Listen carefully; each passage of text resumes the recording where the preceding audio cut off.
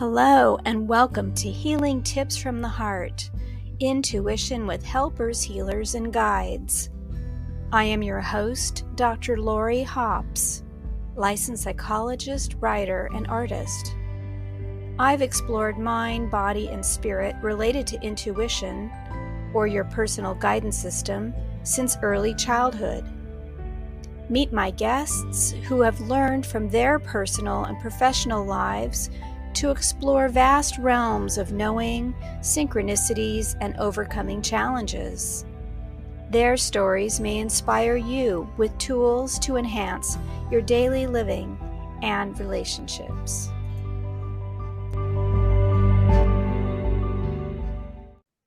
Hello, everyone, and welcome my special guest for today, Dr. Phil Mollon.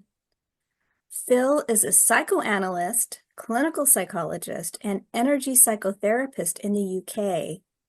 He is the author of 14 books on various topics in psychotherapy, trauma, dissociation, shame, self-psychology, and energy psychology. And he is the developer of 2 methods of treatment, psychoanalytic energy psychology and blue diamond healing, which we'll be talking about in a few minutes. He has taught widely in Britain and has presented many times at the Association for Comprehensive Energy Psychology conferences. And he has a new book coming out called The Physics of the Mind. And Dr. Phil, our Dr. Phil, is a past president of DCEP, which is how I know you, Phil, and I'm so thrilled to see you today. Oh, I'm so pleased to be here talking to you, Laurie. Oh, thank you. I'd like everyone to know that I did meet you. Well, I met you around 12 or so years ago, but you met me less than that because I knew who you were through DCEP. I had the absolute pleasure of working with you on DCEP's board and like to call you one of my friends. And it's just been a delight in my life to know you. So thank you for sharing yourself with this audience. Thank you, Laurie. It was indeed a pleasure to work together on the DCEP board and a very constructive partnership. Yes. And is there anything else you'd like to share with the audience as we get started on this interview today? No, I think you summed it up pretty well. Okay. Well, for those who don't know, would you like to briefly describe what some of these concepts are, energy psychology and blue diamond and so on? I know that's a really broad ask, but just in a nutshell so that we can kind of orient people as we move along.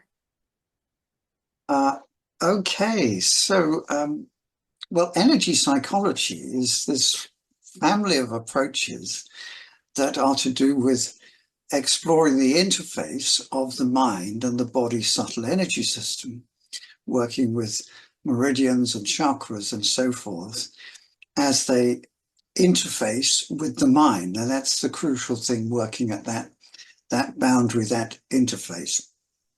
And there are lots of these methods and they all work extremely well. And DCEP, Association for Comprehensive Energy Psychology, represents that whole family.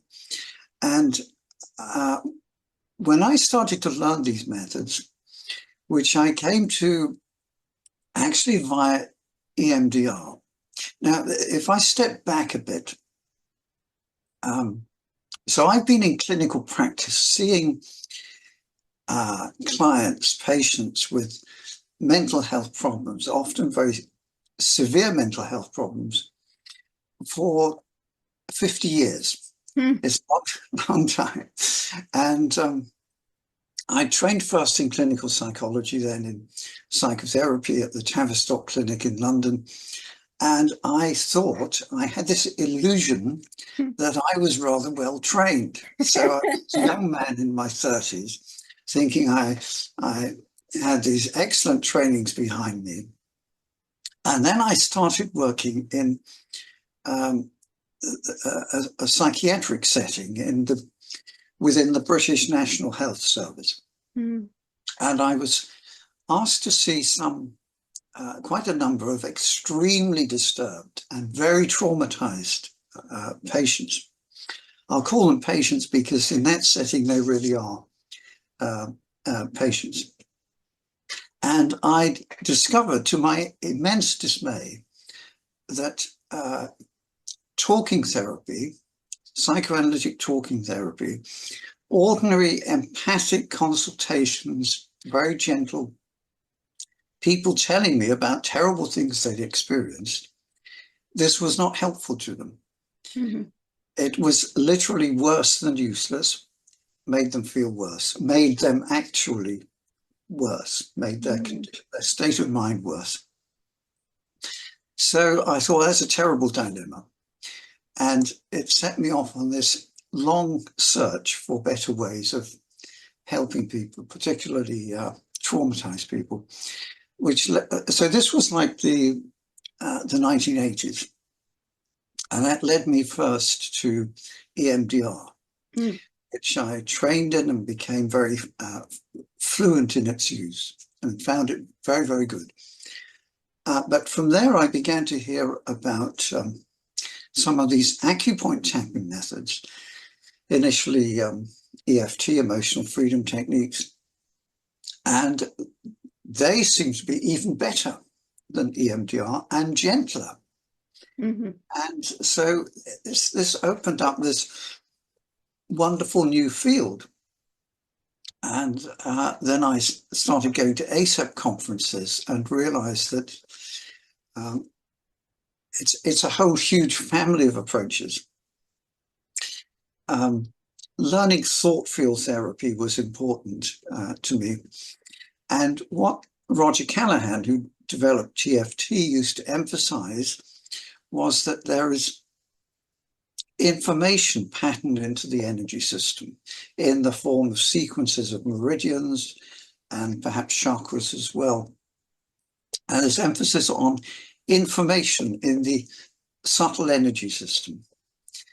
And I think that's very, very important to keep in mind, that it's information. And I kept having this sense that these methods were extraordinarily effective, but perhaps there was even more, even further that we could go. That the meridians, the acupuncture meridians and the chakras down the energy centers down the center are just an initial bridge to higher realms, higher dimensions. And just intuitively, I kept feeling that. And that's what eventually led to what I call blue diamond healing.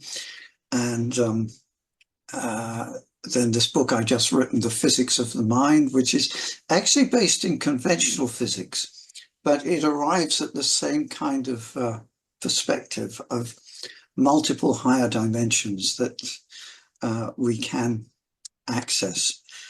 And of course, William Tiller, who's a very important figure, physicist, or strictly speaking, a professor of material science at Stanford, who, as you know, died sadly a few years ago. Yeah. And his research demonstrated there are these higher realms that are responsive to our intention and our request. And that's an extraordinarily important research finding. And that's what's been informing my work for a number of years. Wow. Thank you for that beautiful historical and personal account that incorporates so much of understanding of where you are. And what you didn't say, but what I'm assuming is that as you migrated into new fields, that you found higher success. Yes. And it's not like any earlier stage of understanding was repudiated. They're just all incorporated into further higher realms. So all the knowledge at lower levels remains there. It's important. Like I find the content of what emerges in the work I do is highly psychoanalytic, to Hmm. do early development, the mind in conflict, traumas, and the internal models that the child builds up of the world, the, the brain's predictions of what the world is like. All of these things are as important as ever. It's just that I don't work in what would look like traditional psychoanalysis anymore, but the Understood. content remains the same. Got it. So it's the thought process for you and and what comes out of your mouth. And maybe Uh, what you're asking your patients and clients to do collaboratively with you is very so different. yes, yes. Um, and also the bringing the body into the conversation. So all of energy psychology really is built on, it's an offshoot of uh, George Goodhart, who's a chiropractor, his work exploring uh, energy testing muscles as indicators of what's going on in the body and in the mind. Now, he was concerned with the body, but others began to explore what muscle testing, energy testing can reveal about what's in the mind. Hmm. And as we know, lots of energy methods have uh, jettisoned the use of muscle testing. But for me, it's very important. It's bringing the body into the conversation, the deeper wisdom of the body. So what tends to happen in the sessions I do is that I'm sitting more or less opposite the client initially, and they're telling me of whatever is on their mind. And I'm just listening, being present, not particularly forming any conclusions or judgments, not rushing to understand anything. And then at a suitable point, I sit alongside them and we begin to do some muscle testing, exploring the state of the energy system and the priority issue, and what the person wants to achieve in the session, and whether there are internal objections to achieving that. And so it's talking, muscle testing, and then we might tap on acupoints, work with chakras, or go into the blue diamond healing field. Hmm. And are you finding that quite stubborn states of being shift more easily, more gently, and that health remains in place longer? Yes, absolutely. And the thing about these energy methods is that because they are so effective, when they're not effective, we know that something is stopping them, something is blocking the process. Hmm. And so we can try to explore what that is and identify the internal obstacle and then address that. Yes. It's So like, yeah. they're very efficient ways of working. Yes. And I find in my work too, similar to yours, that what used to take many sessions or maybe Mhm. never comes Yeah, up. We just rapidly file through many, many issues within moments, within minutes. yes, It's quite shocking when you first learn about it and suspicious. I was yes, raised in conventional psychotherapy to be suspicious snake oil questions yes, about fraud and yes, who knows, deception or just like wishful thinking, like a yes, delusional state of goodness, you yes, know? And so I'm finding that that's not true at all. Um, so I'm with you on that. And yes. so I'm wondering, what is this blue diamond you keep mentioning? Sounds very intriguing. Um, well, yes, the Blue Diamond work evolved gradually over quite a number of years. Um, I used to find myself sometimes if I wanted to take a moment in a session to inquire within, or perhaps to uh, make use of intention in William Tiller's uh, sort of work, um, I would I'd want to give the client something to do whilst I was going inside myself, and I used to find myself asking them to focus on this point under the collarbones here, and then this is like the early 2000s or something like that. And I was also learning about a body of information intuitively derived, or perhaps a gift from, it was presented as a gift from higher dimensional beings. And originally it was linked to something called Kathara healing, although that term is not in use now. And the materials, the published materials are no longer available. Actually, the company that published them, the Azurite Press, went out of business. They have been summarized brilliantly and very clearly by my friend Noel Tobin, and I can give the address of his website. But anyway, this body of material, which was not immediately user friendly, it was not easy material, and it was quite difficult and challenging and very complex. So it wasn't designed to have popular appeal, but it intrigued me greatly, and it always muscle tested as true.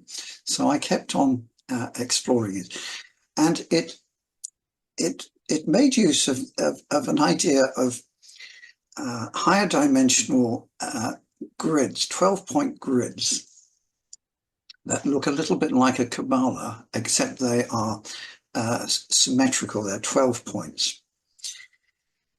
And the idea that there are grids within grids, or bigger and bigger grids, cosmic grids, and most minute quantum level grids, it's all made of grids. And the center point, as it fits onto the human body, was this point under the collarbones. And so this body of material seemed to be feeding into my work in ways that were not particularly consciously thought out. It's just, it was, and I didn't understand this material anyway. It's far too complex for me to make much conscious sense of, but I kept struggling with it anyway, and it was somehow informing me. So this point, and eventually the term blue diamond came to me, and that what I was doing was something called blue diamond healing. I don't know quite when that term arose for me, and I started calling it that. And I would start to, I would ask the person to go into this, put fingers on this blue diamond point, and perhaps the other hand on the heart chakra underneath. And it seemed somehow to lift me and the client into a higher dimensional realm, where we could simply request or command or direct that certain benign processes take place, certain issues be resolved. Mm-hmm. And what I found is that as long as the target issue has been fairly thoroughly talked through and understood, and we've tapped through working with meridians and so forth, and that there are no remaining internal objections, or sometimes called psychological reversals. If there are none of those, then the intended healing process would take place, always. And also that it would be a very reliable source of guidance. One could put a request into this blue diamond field to be guided on a particular matter or to understand something, and it would always deliver what was asked, not necessarily immediately and not necessarily quite as one might expect, but it would always deliver. Wow, very profound. It almost sounds magical. It would look magical, and yet, of course, there's a definite process to it. Right. Yes, agreed. Oh, and I have to let people know I've been using this method in my own version of it, because I don't fully grasp all that you have translated, because the concepts are, from my mind, intriguing and often befuddling and hard to necessarily fully translate to clients. But the techniques, I have enough of a grasp of the construct to be able to set my intention for it. And whatever is in the higher mind then has permission to work. And I have also found remarkable healing abilities from this bridge. And Yes. I might want to add, I know you want to say more, but I need to say this. One of the things that I find so precious beyond your brilliance and these incredible gifts you bring is your humility. And one of the things that you often say is, this is not a certification program. I'm not selling anything. And in fact, this is a living system. And it is for each person to discover their aspect of it, their entrance into it, and their use of it, which evolves over time. And so you aren't putting the Phil Mullin stamp on this or trying to lock it into something. And yeah, I mean, I need to say that because that is as equally as important to me as the concepts and the healing process. Yes, thank you for saying that, Laurie. That's more or less exactly what I was just wanting to say. In fact, sorry to take that away. no, you've put it beautifully. Um, yes, I always say that it will teach each person how to use it that's in a way that is right for them. Yeah. So there aren't really any protocols. I can describe how I use it, but for each person, it becomes their own. It's their own blue diamond field, and it's always astonished and delighted me what people tell me of how they're working with it and what is coming to them, and sometimes I might even feel mildly envious. I hear some extraordinary new insight or experience they've described, and I think, oh, wow, I've never thought of that or had that experience. But yes, so it is important, I think, that you can't train in it in the sense of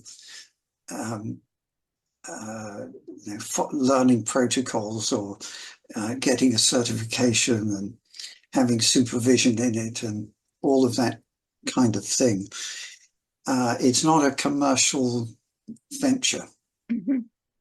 And I tend to feel quite strongly that if you try to make something like this into a commercial product, then you cut it off from source.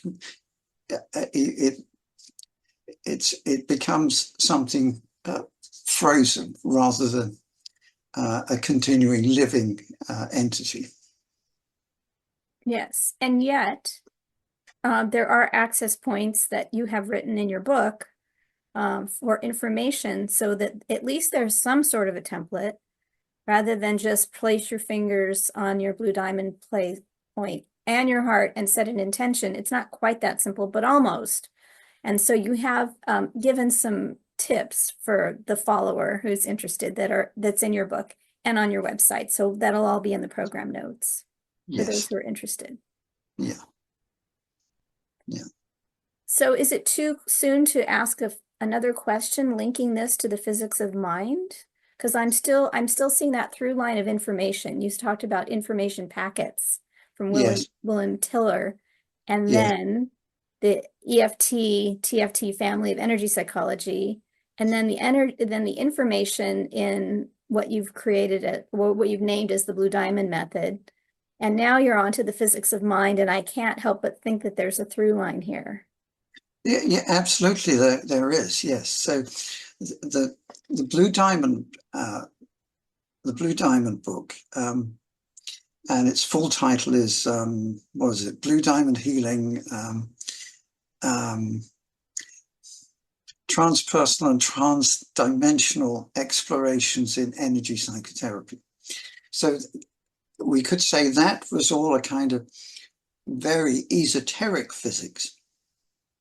So then this book I just finished writing, it went off to the publishers a week ago.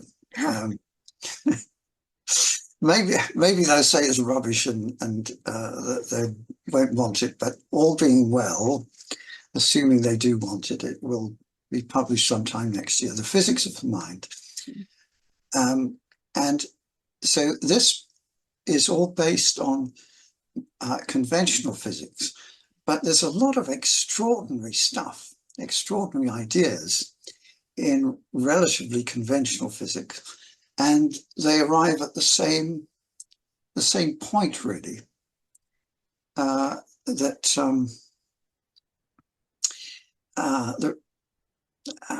particularly fond of a theoretical framework by two physicists put it together, Richard Amoroso and Elizabeth Rorschach. Now, Elizabeth Rorschach sadly died. She was old, died a year or two ago, as I discovered when I tried to contact her. Oh. Richard Amoroso, I think, is still alive. And they have this framework, the holographic anthropic multiverse. So it's taking the idea that our matter-based world is subtended within multiple other universes and higher universes, all connecting to what some of us would call source or God source, and what they would call the unified field. And subtended, is that like subsumed? Like Russian dolls. Okay. Structures. Nested one in the other and the other. Nested, yes, yeah. Yeah, so all these higher realms that we can potentially access. And it's the idea that the very fabric of our space-time universe is pixelated. Each tiny fragment of stuff, space, whatever we call it, contains a holographic coding. The 0 point field contains this holographic coding, and the unified field is continually pulsing energy and kind of higher dimensional light into our system. And that's what is creating all that we experience as our matter-based realm. And the other way we can think about it, drawing on that kind of principle is that the universe is a gigantic thought, and that our minds continually interact with the world we are in, which was a key insight of the original quantum physicists. That was the shocking thing that they discovered, that it is human consciousness that determines whether we get an interference pattern or not on the double slit experiments. And that it is only human consciousness that determines that. So if you set up an experiment where with the double slits sending single particles like electrons, and they go through whichever slit they go through, and then they'll either create a scattered pattern on the screen, or they'll create interference waves, patterns as if they are waves. And if we measure which slit the electron goes through, we get this scattered pattern of particles. If we don't know which slit they go through, we get the interference pattern. But the extraordinary thing is, if the measuring device is there, but the information it gives is then scrambled so that no human consciousness can know what it is, then you get the interference pattern. Mm. If you don't scramble the information, you get the particle pattern.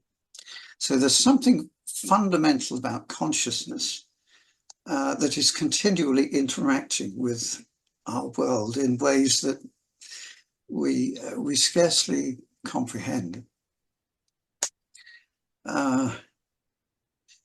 So everything is mind, really, and we are minds, and our minds are not confined to our skulls. Right. So we get lots and lots of information about the past, the present, the future, intuitively, information that we get not through our sense organs. And then, of course, it gets filtered through our brains and cognitive structures and language. And the result that is distilled may or may not be accurate, but we are getting all this information. And we're sending it too. Yeah, absolutely. We are receiving and transmitting organs. Yes. And I would say that it's true that the brain is not the mind exclusively, and that we can Yep. be connected like you and I are at a distance. You're in the UK, I'm in the US, but here we are, and we're with a potential future audience, some of whom are not even born as today, you know? So we can connect that way, but we can also connect through our full body. And Yes, so the thought isn't just the brain and the mind, it's also the heart and the gut and all of that. So it's yes, all of what we are. I yes. remember reading in the 1980s the works by Jane Roberts, the Mm-hmm. poet, writer, channeler, and her work Yeah. with the consciousness of called Seth, S-E-T. Yes, yes, And one of the main, I mean, that blew my mind. That was my intro into a structured focus. It actually was preparing me to meet you. But, you know, it finally gave me something to understand what I was experiencing on the planet, in my body and my consciousness. And, you know, thoughts create reality, yes, and that we are magnetic beings that attract through whatever it is, whatever we're desiring, or we're repelling, or we're in conflict with, or all of these things, including being neutral, to let things pass through with unobstructed. You know, all of that is and we're very, very powerful beings, and we're also singular. And when we work collectively, then that's when things can really multiply and take on huger force fields. And that's why it's so important to know what you are meditating on, not just when you sit in the lotus position, but when you turn on programming on media or Mm, talk with other people or have repetitive thoughts. You're basically creating these energy fields that are yes, become more stable the more people agree to a certain yes, moment. And I'm not telling you anything you don't know, but these are different ways of looking at the implications of some of these things you're talking about. yes. That is absolutely correct, Laurie. And uh, yes, so we are individually and collectively selecting our reality from the range of quantum possibilities, and we could collectively choose and select different realities. Um, individually, we can only uh, do so much. We can only select realities that are available to us, but there are many constraints by the collective human energy field, um, which is, one might like to think of evolving. Yes, and evolving. Yes. Because we are in a polar dual reality. And part of evolution is to devolve, and then to respond to that. Yes. Yeah. Yeah. And there is something I'd just like to emphasize, because I think it is very, very important. And you touched on it really, what you were just saying, Laurie, um, that whatever we focus on in our minds will tend to attract more of it.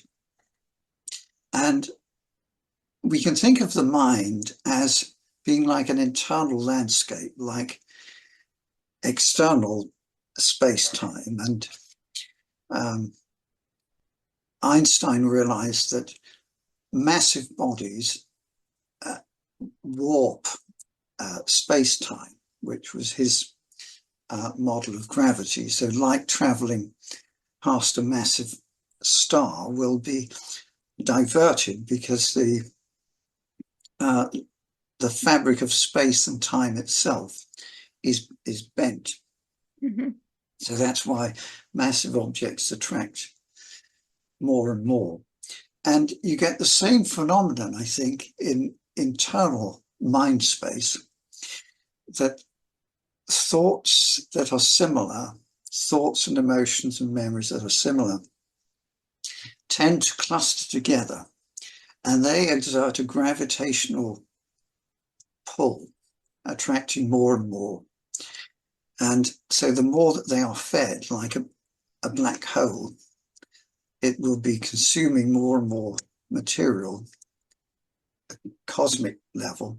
The same happens in the mind, and severe traumas, repeated traumas, can result in black holes in mind space, which are terrifying uh, holes within the mind that threaten to consume the whole consciousness. So very traumatized people are continually struggling to stay away from their traumatic memories. And of course, this because our minds extend collectively and have an effect in the world, this is also something that's going on in our life fields as well as in our minds. So whatever we focus on will tend to attract more of it. So in working with traumatized people, of course, the trauma needs to be addressed, but it's a difficult, an important balance, because if there's too much focus on the trauma of the past, then the client and therapist just get mired further and further in just prisoners of the traumatic past. It has to be balanced against looking to a positive future. Mhm. Without being Pollyannish, Yes, absolutely. dismissive, or delusional. Yes. Yeah. It's a tightrope walk Yes. on a razor's edge. It's a, it's a, it's a careful balance. Yeah. Yes. There is a thought that the let's call them the black holes. Not all black holes are dark, let's call it that. Let's say that the force fields that magnetize to one another. Mm, There's this thought that thoughts and energy of the light, of love and mm, connection and intelligence and all of these core principles actually carry more influence. They're not equally weighted with those yeah. of darkness and such. Yes. Yes. So we need to bring in more and more of light from the unified field or God source. The more we can bring in, the better, and the more we can get it to shine into the dark places, the better. Uh, but of course, people who've suffered a lot of trauma or have got into very cynical states of mind Mm-hmm. can be effectively cut off or actively cut off from these higher realms. Uh, and that can be very, very difficult. Um, uh, And can even be seen as threatening. yes, yes. Although I've I've consistently found through my 50 years of clinical work that uh, many clients that I work with for any length of time, they seem to, without any overt influence from me, there might be energetic influence, but no, nothing in terms of what I say, Mm-hmm. but they seem to become more spiritually minded or more interested in spiritual matters, higher dimensions, Mm-hmm. and and so forth. So uh, and I think it's inherent in energy psychology work. Whatever method you start with, it seems to function as a step on a ladder that inevitably leads further up these dimensional levels. So a lot of methods that, or a lot of practitioners that started out using tapping on acupoints and so on, physical tapping, they have evolved towards methods that rely much more on intention and carefully crafted sentences of intention, Mm-hmm. which seem to work very well, extraordinarily well. Yes, and it can come in different forms. So it could be the form of God or angels that you are asking your higher self or source, or from a higher mind or the collective unconscious. So it almost doesn't matter Mm. what it's dressed as. Yeah. And I don't mean to equate these things because obviously people have their own respect for their worldviews. And each person may not see another person's worldview as equivalent to their own. Hmm. But I would say that they are in many ways equivalent doorways. Hmm. They're Yes. access points. Yes. Yeah. Yes. Many different pathways lead to the same place. Yes. Yes. To the answers. For those who are listening and not watching, they're missing on out on a little moment here where occasionally when you talk about light and your hands rise up from your lap, you are catching actual sunlight Ah, on your hands. And so you're looking quite illuminated yourself as you speak of these beautiful things. So ah, it's a wonderful thing. that's a nice thought. Yeah. So I know we've been all over the map with so many intriguing topics. And of course, people can delve in more and find out for themselves if they're interested. But is there something else that you wanted to share? Make sure that people know about these topics. Um, Let me just think for a moment. Uh, it seems to me that I've said this, but I'll say it again for emphasis, that it's really the asking that's important. Across the road from me, there's a church, and it has a little uh, ad, advertising board and advert for the church. And one they put out recently uh, simply said, "Don't have a prayer? Question mark.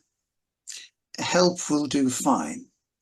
So the point they're making is you can't think of a prayer. We can't articulate a prayer.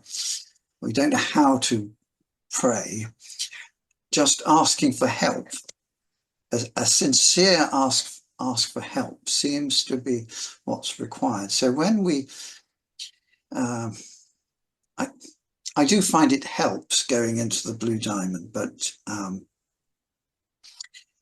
just the process of asking, directing it to higher realms, asking for help with whatever it is that we are grappling with, the help comes, the guidance comes. Mm-hmm.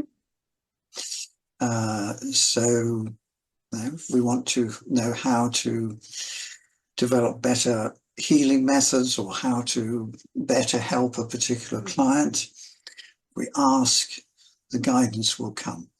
And often when I'm working with a client, I might feel quite stuck, puzzled, not sure what's going on, where to go. And I say, let's just both take a moment in the Blue Diamond, because my clients will be very familiar with the Blue Diamond. And we go inside and just ask, what do we need to know or understand at this point?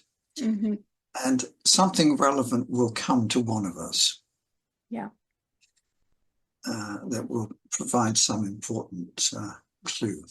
Yes. An endless supply of appropriate wisdom. Yes. Yes. Yeah. Yeah. And in the evolution of this kind of work, I feel it's very important not to have the illusion that we've understood anything or arrived at any place. Mm-hmm. It's an ongoing process of inquiry. It's an ongoing journey. And as soon as we think in a delusional way that we've understood something, it kind of freezes it, Yeah. and it's no longer living. So whatever sense we make of something in that moment, it's alive and relevant to that moment. But if we go back to it later, it's become a bit stale, and we need to be Yes. open to what is new that's going to inform us in this moment. Yes. You don't want to be holding something, it's like expecting the leaf that's fallen from the tree to still be alive. Yes, yes. Um, and related to that, and maybe this would be the final thing I want to emphasize, uh, to avoid the illusion of understanding another person. Mm. And I like to think of other people in general and the clients I work with as the sacred unknown other. Mm. And with the point that if we are respectful and patient and listen respectfully, this sacred unknown other may reveal something to us. of what is authentic in them. And to themselves. Yes, yes. Yeah. Beautiful. Such deep respect. And so that's making me feel very good about the fact that I don't completely grasp all the concepts in your book. Well, I don't grasp them either. But you do a beautiful job of explaining them. Oh my goodness, so much here that's so rich. And I sort of selfishly feel like that this would be a good intro talk that we just did. Now that we've oriented people to kind of the landscape, that there could be a part two where we go deeper, because there is so much here about cross thresholds in consciousness, thresholds with people's paths in life. And there's a richness of when it comes alive in the moment that is hard to understand when you're talking theoretically about stuff. So I would just say that if this is at all appealing to people, to play with it and see, maybe ask for a dream if you're not going to read the book, or, just maybe ask, as you said, if you don't have the prayer, just ask for guidance to learn more about how this can apply for yourself or others. Because reading the books and studying this, and there are you've done a beautiful job with YouTube videos. I'll have all of that. But that's only one path towards the information. The information is everywhere around us. Yes. And I think that all that we really need is willingness and consent to be more informed, and then it arrives. Yes. Yeah. Oh, I'm so glad you've arrived. Thank you so much. Is there anything you'd like to add before we say goodbye for today? I mentioned an excellent website by Noel Tobin that Yes. summarizes a lot of the esoteric science that partly inspired Blue Diamond Healing. And his website is creation-principles.org. creation-principles.org. Oh, thank you for that. Yes, and I'll make sure that that goes in the program notes as well. Oh, thank you so much for all that you're bringing, Phil, and for your time today. Thank you, Laurie. Thank you for inviting me. Yes, from my heart to yours. Namaste. Okay, bye-bye, everyone.